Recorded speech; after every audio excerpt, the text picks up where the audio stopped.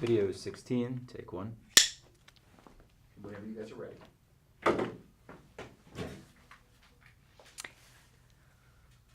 you ready? Thanks, Andrew, for coming out today. Today we're talking about getting started with blockchain and really the steps in getting started with blockchain. So what are these steps in getting started with blockchain?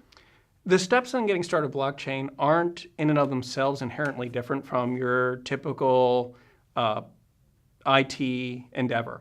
The first thing we want to know is what problem are we solving and assure ourselves that blockchain is a good solution to that. We need to know who is participating in our solution in order to figure out how we bring them into it, what are the various rules for participation and things like that.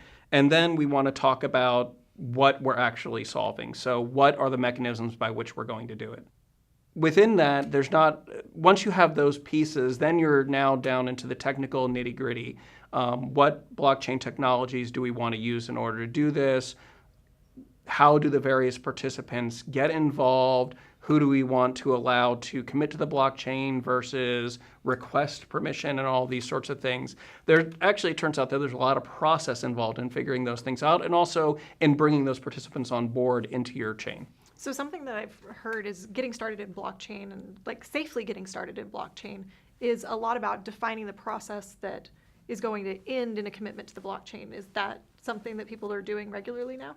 That's a big part of it, but actually even before that, you have what is the process by which any given participant is allowed in. So there's a lot of the public blockchains solve this problem by requiring that the participants invest something, generally computational time, in order to participate. For private blockchains, that feels a bit wasteful. So you have to figure out what are your rules, what things do you want to know before a given participant can join into your chain.